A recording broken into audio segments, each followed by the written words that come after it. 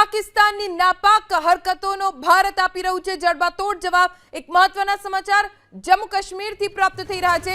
જમ્મુ કાશ્મીરમાં શ્રીનગરમાં 3 ધડાકા સંભળાયા। હાલ જે જાણકારી મળી છે તે મુજબ ધડાકાનો અવાજ સંભળાયો છે શ્રીનગરમાં। એરપોર્ટની બાજુમાં પાકિસ્તાની ડ્રોન દેખાયું।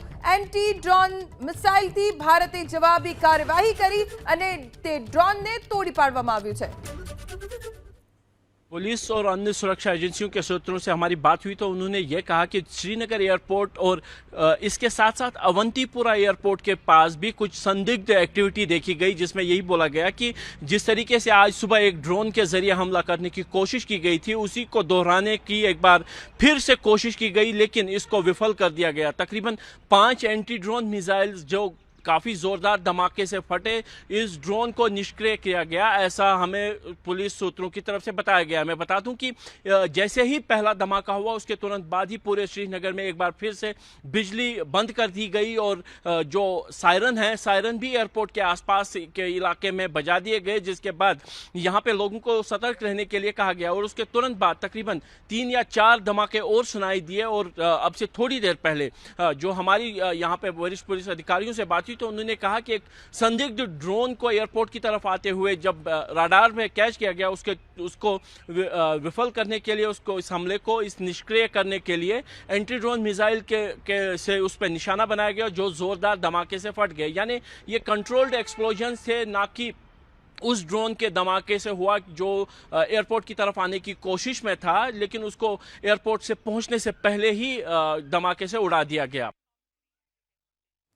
ऐसी जानकारी हमें दी जा रही है। लेकिन एयरपोर्ट के आसपास जो है सुरक्षा भी बढ़ा दी गई है। लोगों को खासतौर पर जो एयरपोर्ट का पीछे वाला इलाका पड़ता है, जो कि बडगाम के चाडूरा और नागाम के साइड पड़ता है, वहां से लोगों को घरों में रहने की फिलहाल हिदायत दी जा रही है। सड़कों से लोगों को हटाया जा रहा है, क्योंकि संभावना ये है कि अकेला एक ड्रोन नहीं होगा, कुछ और ड्रोन भी हो सकते हैं, यानी इस हमले को रिपीट करने की भी कोशिश हो सकती है। मैं बता दूं, आज सुबह 5:45 पे एयरपोर्ट को निशाना बनाने की आज दिन में पहली कोशिश की गई थी, जिसके बाद यहां पे तकरीबन 5 या 6 जोरदार धमाके हुए। और उस ड्रोन के कुछ हिस्से श्रीनगर के ही विभिन्न इलाकों, जिनमें नौगाम, लसजन और यहां तक कि डल झील में भी कुछ उसके टुकड़े गिरे थे, जिसको रिट्रीव किया गया पुलिस की तरफ से। अब जांच हो रही है कि यह पता लगाया जा सके कि क्या वो ड्रोन था या फिर कोई मिसाइल था, जिसको एयर का एंटी एयरक्राफ्ट सिस्टम जो है या एयर डिफेंस सिस्टम के जो मिसाइल्स हैं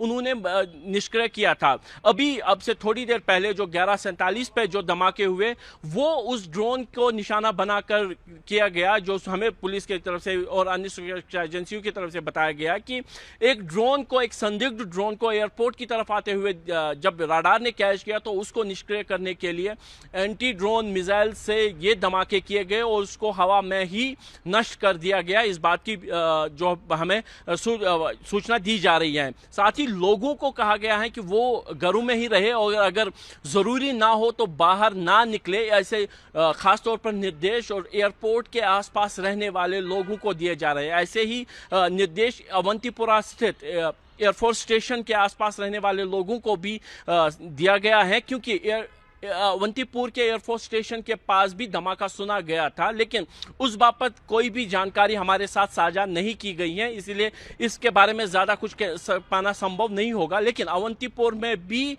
धमाका सुना गया था, वो किस नेचर का था वो हम अभी पता करने की कोशिश कर रहे हैं। लेकिन श्रीनगर एयरपोर्ट पर एक और ड्रोन हमले को होने से रोका गया एंटी ड्रोन सिस्टम की तरफ से।